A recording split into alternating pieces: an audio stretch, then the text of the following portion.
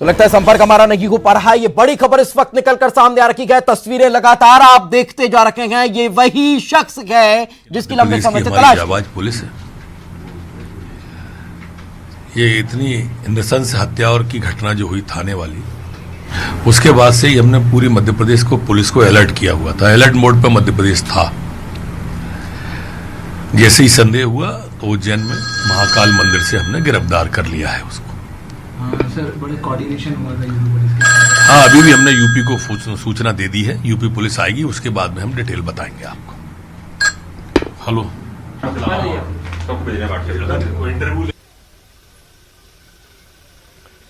तो मध्य प्रदेश के गृह मंत्री नरोत्तम मिश्रा को इस वक्त आप सुन रखे थे। उन्होंने कहा कि जैसे ही इसके बारे में मध्य प्रदेश के होने की खबर चल रही थी, तभी से मध्य प्रदेश पुलिस को हमने अलर्ट कर दिया था और चप्पे चप्पे पर पुलिस की तैनाती थी। महाकाल मंदिर परिसर में जैसे ही इसके पहुंचने की जानकारी मिली, इसे गिरफ्तार कर लिया गया। तो ये बड़ी खबर इस वक्त हम आपको बता रखे हैं। ये जो अभी आप तस्वीर देख रहे थे, ये महाकाल मंदिर परिसर का वो वाला इलाका है जहां से वीआईपी गेट से एंट्री होती है और वहां से इसे गिरफ्तार किया गया है। वहां से इसे अभी पुलिस लेकर बाहर आती हुई नजर आई है। तो फिर अब यह समझा जा सकता है कि अपने आप में एक बड़ा मामला यह निकलकर सामने आ रहा है। तो सीनियर एडिटर प्रवीण दुबे लगातार हमारे साथ बने हुए हैं। सर, क्या यह माना जाए कि पुलिस अब इस पूरे मामले को लेकर कोई जानकारी मीडिया से साझा करेगी? बिल्कुल करेगी, और जो नए ताजे अपडेट लगातार आते जा रहे हैं हम अपने दर्शकों को बताते जाएंगे और उसे हम लगातार टेक्स्ट के फॉर्म में भी दिखाएंगे। दीपेश के ये हुआ क्या है, ये अभी जो सूचना निकल के आ रही है वो ये आ रही है कि महाकाल मंदिर में तैनात जो होमगार्ड है उसने सबसे पहले उनको देखा था और उसने प्लाटून कमांडर कोई रूबी यादव है उसको ये जानकारी दी थी। ये एक इनपुट आ रहा है कि उसे देखा गया था, उसने सरेंडर नहीं किया, बल्कि उसे देखा था जो होमगार्ड है उसने प्लाटून कमांडर को जानकारी दी।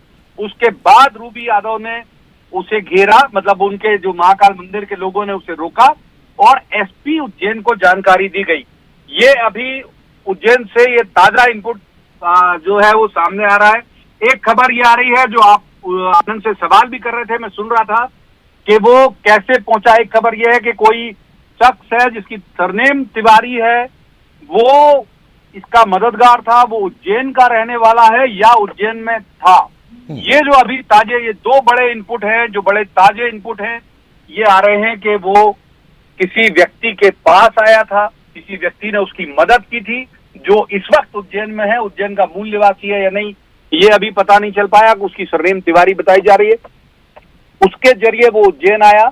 और दूसरी बात ये कि उसे होमगार्ड के किसी जवान ने देखा था, अपने प्लाटून कमांडर को सूचना दी और उसके बाद पुलिस तेजी से सक्रिय हुई। ये खबर आ रही है दीपेश, बड़ी खबर ये। बिल्कुल प्रवीण जी, एक तस्वीर इस वक्त हम अपने टेलीविजन पर देख पा रखे हैं कि वो बिना किसी सहारे के, बिना किसी की मदद के और बिंदास चलता हुआ मंदिर परिसर में नजर आ रहा है। यानी कि वो पहले पहुंच चुका था, उसके बाद फिर इसे देखा गया और इसकी गिरफ्तारी हुई है।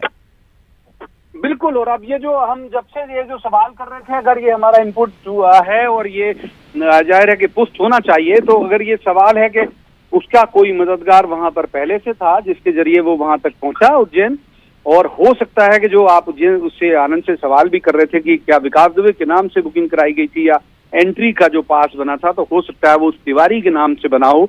अमूमन मंदिरों में +1 +2 के नाम से पास बन जाते हैं, हालांकि ये बनना नहीं चाहिए, प्रत्येक व्यक्ति की आइडेंटिटी चेक होनी चाहिए, लेकिन ये लगता है कि उस नाम से वो अंदर गया होगा। और हैरत की बात है, अगर ये एमपी पुलिस के इस दावे को सही समझा जाए कि सबसे पहले होमगार्ड के जवान ने देखा और उसके बाद फिर उसने प्लाटून कमांडर को सूचना दी, तो भारी हैरत है कि वो उज्जैन आता है, बहुत दिलेरी से दर्शन करने जाता है, उस जगह दर्शन करने जाता है जो हाई सिक्योरिटी जोन है, जहां लगातार सीसीटीवी कैमरे लगे हुए हैं। तो फिर ये कहा जाएगा कि वाकई वो बहुत दुस्साहसी है और उसे, अगर उसने सरेंडर नहीं किया है, तो यदि एमपी पुलिस की थ्योरी सही है तो फिर ये बहुत चिंता की बात है और बहुत सारे सवालों को जन्म देती है। दीपेश, बिल्कुल, लेकिन कुछ कुछ चीजें अभी भी सस्पेंस क्रिएट कर रखी हैं कि आखिर मंदिर परिसर में आ जाना, उज्जैन में पहुंच जाना, कहां से कहां कैसे लिंक जुड़ता चला गया, कैसे ये पूरा घटनाक्रम परिवर्तित होता चला गया, ये अपने आप में अभी भी सस्पेंस कहीं ना कहीं क्रिएट कर रहा है प्रवीण जी। हाँ, सस्पेंस कहानी में भी है। कहानी इसी कहानी में सस्पेंस है कि क्या वो सरेंडर करने, अगर वो सरेंडर करने आया तो उसने उज्जैन क्यों चुना। फिर यदि वो कनेक्शन की जिसकी बात जो हमारे सोर्सेस कर रहे हैं कि कोई एक व्यक्ति था उज्जैन में जो उसकी मदद कर रहा था, उसकी अभी केवल एक सरनेम पता चली है कि वो उसकी मदद कर रहा था, तो फिर वो व्यक्ति कौन था। और दूसरी बात, तो फिर वो क्या वो भागने के लिहाज से ही आया था कि यहाँ से दर्शन करके भागता, जो आपने पहले सवाल किया था, या फिर अगर एमपी पुलिस की थ्योरी पे हम देखें तो फिर एक अलग तरह की थ्योरी है कि वो उसे देखा गया, पुलिस ने उसे सबसे पहले देखा, तो पुलिस ने सबसे पहले देखा तो फिर ये इतने अगर उज्जैन में है, एमपी में मूव कर रहा है, तब ये कहाँ थे। बहुत सारी कहानियां हैं इसमें, और ये जब हमको इंतजार करना होगा कि बड़े किसी टॉप के अधिकारी, संभव है कि होम मिनिस्टर इसकी ब्रीफिंग करें, नरोत्तम मिश्रा खुद, तो जब वो ब्रीफ करेंगे तब पता चलेगा कि कहानी है क्या। मैं कहीं पढ़ रहा था प्रवीण जी, इसके बारे में ये भी बताया जाता है कि ये भेष बदलकर छिपने में माहिर है।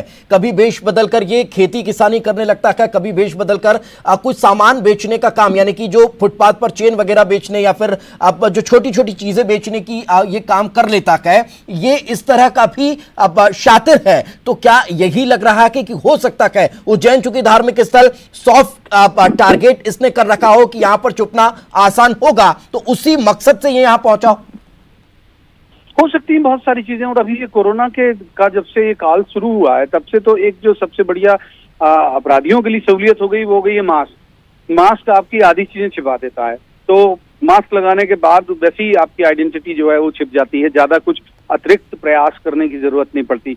तो सवाल इसके छिपने का नहीं, सवाल तो इंटेलिजेंस का है।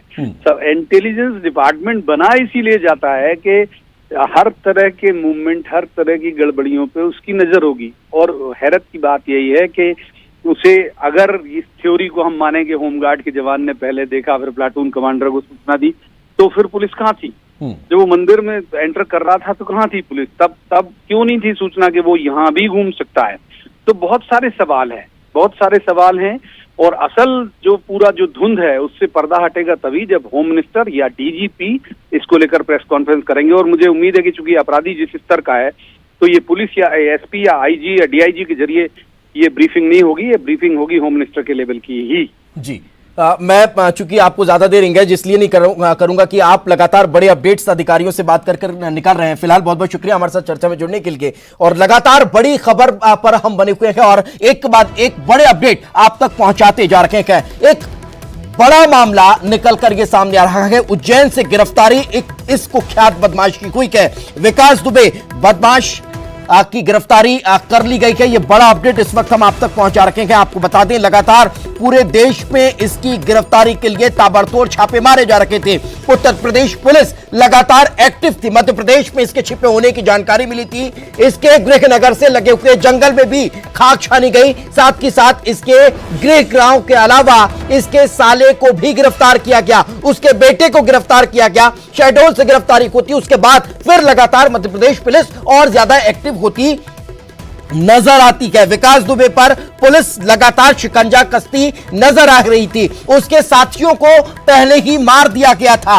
अतुल दुबे, प्रेम प्रकाश पांडे, अमर दुबे, बब्बन शुक्ला, प्रभात मिश्रा, ये तमाम की पहले ही जानकारी पुलिस को मिल चुकी थी और सिर्फ इंतजार था विकास दुबे को गिरफ्तार करने का। हिस्ट्री शीटर विकास दुबे जिसकी गिरफ्तारी हो चुकी है, मोस्ट वांटेड बन चुका था, जिसके लिए लगातार पुलिस अलग अलग जगहों पर दबिश दे रही थी, खाक छान रखी थी, उसकी गिरफ्तारी उज्जैन के महाकाल मंदिर परिसर से होती है।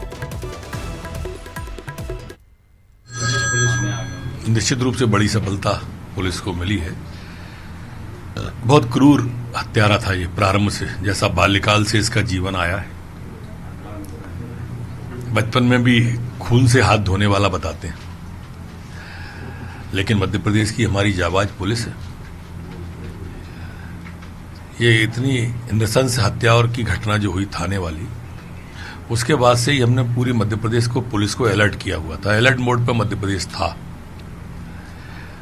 जैसे ही संदेह हुआ तो उज्जैन में महाकाल मंदिर से हमने गिरफ्तार कर लिया है उसको। तो उज्जैन के महाकाल मंदिर से गिरफ्तार कर लिया गया ये मोस्ट वांटेड। और ज्यादा जानकारी के साथ हमारे सहयोगी जुड़ चुके हैं, उनसे बातचीत करते हैं। और क्या ताजा अपडेट विकास?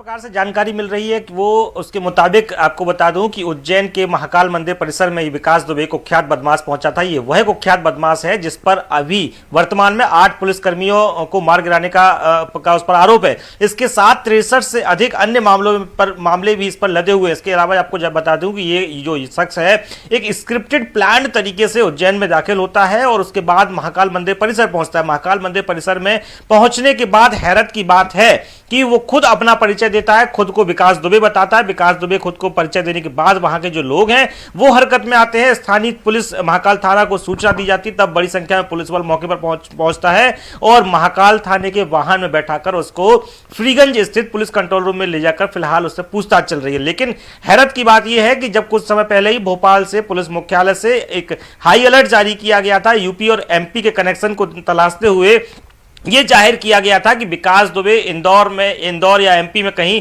हो सकता है। उसकी तलाश लगातार की जाती रहना चाहिए। और लगातार जो न्यूज 18 है उसने भी एक शंका जाहिर की थी, जो सोर्स से जानकारी मिली थी कि वो अपने पैतृक गांव छुपा हो सकता है। लेकिन आप हैरत की बात देखिए, वो फरीदाबाद में उसकी लास्ट लोकेशन मिलती है और उसके ठीक अगले दिन जिस वक्त में उसकी लोकेशन फरीदाबाद में जारी होती है, उसके बाद में वो लगभग 24 घंटे बाद उज्जैन पहुंच जाता है। तो ये साफ जाहिर होता है कि उसका कोई मददगार था। मददगार की भूमिका के माध्यम से ही वो इंदौर या उज्जैन पहुंचा और उज्जैन में महाकाल मंदिर तक पहुंच गया। आप सोचिए कि जो महाकाल मंदिर परिसर है वो खुद हाई अलर्ट जोन में माना जाता है, हाई सेंसिटिव जोन में माना जाता है। वहां की जो सिक्योरिटी है वो बेहद सक्रिय रहती है और वहां से महज 200 मीटर की दूरी पर महाकाल थाना है। हालांकि तो उसको लेकर अब कहीं ना कहीं जांच पड़ताल अब और ज्यादा होगी कि आखिर वो जो तस्वीर बताई गई फरीदाबाद में उसकी, वो आखिर कितने दिन पुरानी है और हाल की थी, तो कहीं फरीदाबाद के अलावा किसी और लोकेशन की तो नहीं थी। ये तमाम चीजें जांच की बात और स्पष्ट होगी। लेकिन विकास, एक और चीज मैं आपसे जानना चाहूंगा, जैसा कि हाल ही में अभी हम हमारे सीनियर एडिटर से बातचीत कर रहे थे, उन्होंने एक बड़ी जानकारी ये दी है कि विकास उज्जैन पहुंचा और किसी सहयोगी के साथ वो था, उसके नाम से ये यहां पर पहुंचा था। उसका अब जो सरनेम है तिवारी बताया जा रहा है, तो वो जो सहयोगी वो उज्जैन का बताया जा रहा है, उसको लेकर क्या अभी कोई जानकारी मिल पा रही है कि आखिर वो कौन है और क्यों विकास की मदद कर रहा था? बिल्कुल दीपेश, ये इनपुट इस इनपुट की जानकारी मिली है और इस इनपुट पर पुलिस काम भी कर रही है। खुफिया एजेंसी भी इस पर लगी हुई है। जो जानकारी मिली है कि उज्जैन की एक कंपनी है, उस नामी कंपनी का मैनेजर है तिवारी और ये तिवारी के संपर्क